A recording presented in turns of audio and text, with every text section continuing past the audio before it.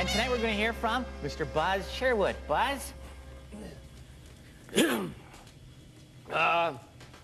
my name's Buzz. Hi, Buzz. And, well, I went 2 weeks without acting like a guy. All right. But it's hard, eh? Because, you know, it's, you know, seat up before, put the seat down when you're done. But, last Sunday I had a setback, okay? I was in the backyard, I was putting this new gas barbecue together, and everything was just going great, but then I couldn't figure out how to attach the burner to the main unit, right? And I just started acting like a guy. I said, well, there must be parts missing. and then I went in and I got more tools, and then I got the duct tape, and I thought, I'll just jerry-rig this and make it work. And then I thought, well, I'll just throw it in the garbage and I'll just make one with my own bare hands. And then the woman that loves me, she said, she saved me with 3 little words. Read the instructions. The instructions, man, you know, like these are like the extra cards you get in a new deck, right? You throw them out. Or it's like the little piece of paper you get in a new pair of jeans, right? And it says, inspected by number 47.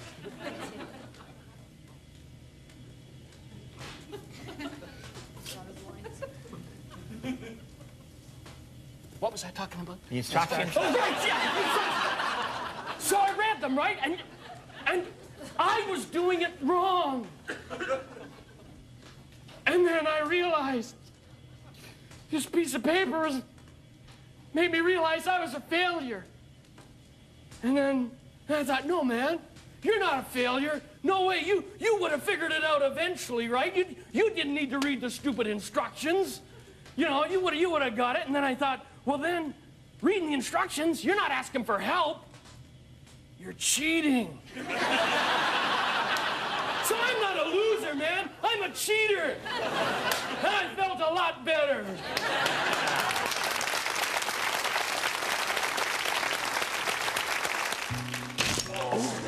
Meanwhile, back at the tent pegs, we're gonna finish up the adventures with Bill now. They're still working on the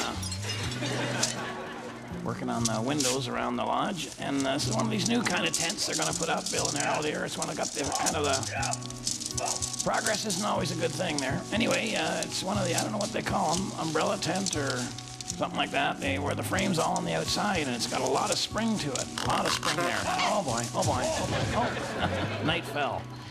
Anyway, in they go, and you know, this is one of the great things I think about camping. You don't want to get too big a tent, because part of the experience is the bonding feeling that you get just by being in a confined. You know, sometimes you don't need. What you find is there are certain things that you take that you really don't need. But you know, the point being that when you get into one of them smaller tents, there, just maybe a one-man tent, and you get 2 men in there, and again, you don't need as many things as you might think that you do. You find you get, you find that you get into kind of a thing where, you know, you get to talk about things and just, oh my gosh, what the heck?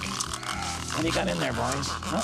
Oh, it's a boy. All right, and then they can just lay back there and see that's kind of, and they can talk about things and just have that camaraderie that goes hand in hand with camping and.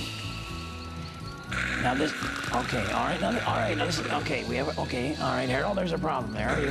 What you have is what we like to call a snorer, you know, also known as a fist magnet. And in this case, Harold's gonna try and take a little more peaceful, shine a light in his eyes, and boy, oh boy, Bill. One thing about Bill, you know, when he's asleep, he is asleep. And when he's awake, he's really too much awake, too.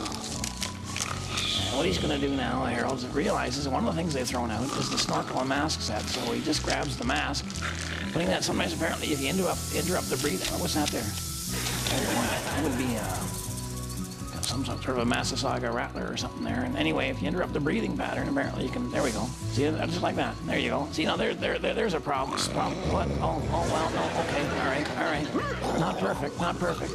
And then Harold realizes that he's got the snorkel. Put the snorkel in the mouth there, but he doesn't grab the snorkel. You know, he grabs the assistant snorkel. In this case, a snake. Harold, that's a snake. Harold, it's a snake. Yeah. Oh yeah. See you later, Harold. And the lamb shall lie down with the lion, and the bill shall lie down with the rattler. Here's a love letter to Harold from a lady viewer. Nice stationery. And now for that part of the show where we explore the three little words that men find so difficult to say. I don't know. So true. Alrighty, joining me, Uncle Red, on the expert portion of the show is a brand new person in the Possum Lake area, building a cottage up here. Ladies and gentlemen, successful businessman, Mr. Kevin Black. Welcome. Alrighty.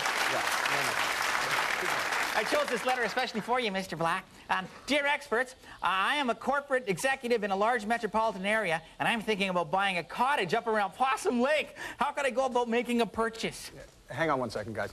Yeah, I think we should probably just take that right to bed, see how it creases the sheets. Okay, babe? All right.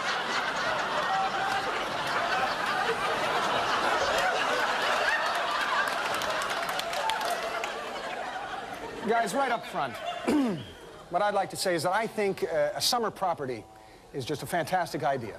I love this area. I figure I'll get used to the people. As a matter of fact, I recently purchased 1,000 acres of waterfront. Yeah, Kevin here about Blood Point. Actually, it's called Bluff Point on the real estate survey map. Yeah, well, the guy who did the map never lived there. How are the mosquitoes, Kevin? Oh, they're fine. They're fine. And I'm told, of course, they're not always this bad. No. They're a lot worse in the spring. Don't you listen to him, Mr. Black. It's a beautiful spot you got out there. Nice cottage you're building and everything. Is that a swimming pool you're putting in? Oh, no, Harold, no, it's not. No, it's a tennis court. And I'm building it right in a stand of cedar trees. Oh, that's a great idea. You know what you might want to do with that, Kevin, just a suggestion, of course, is put up a real fine mesh on the fence on that unit, or maybe a sign saying, no mosquitoes. That wouldn't work, would it?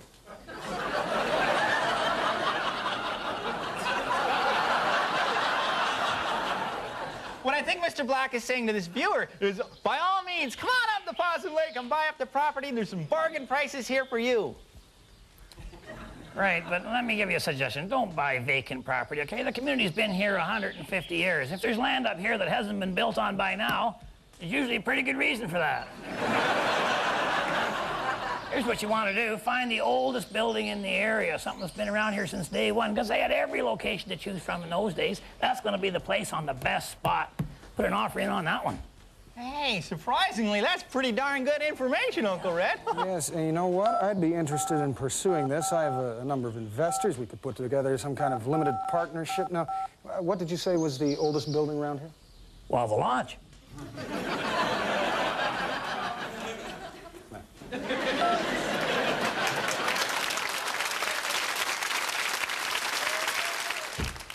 Well, good news. Just got off the phone with Reverend Frank.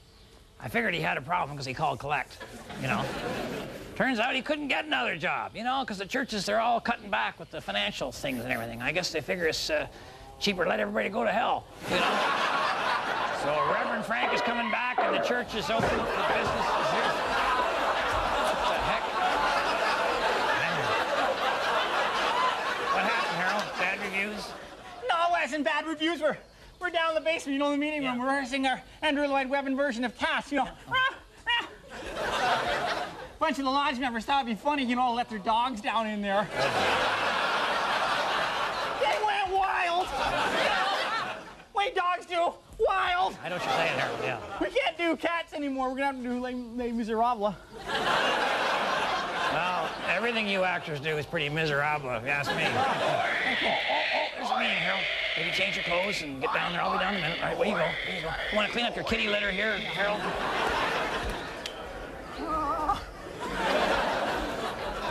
If my wife is watching, I'll be coming straight home after the meeting. And in keeping with this religious theme, if you're in the mood to guide a lost soul to a heavenly body, I'm your man. The rest of you, thanks for watching. We have Harold and myself and the whole gang up here, good rum-dum tigger. Keep your stick out of here.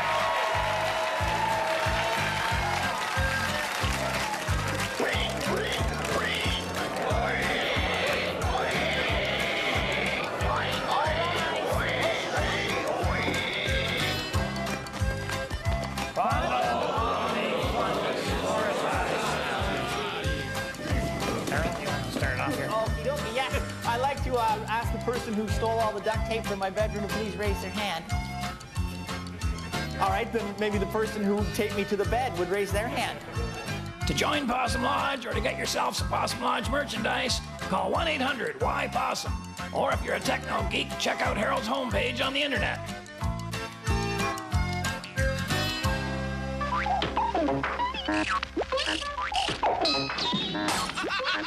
this is too much!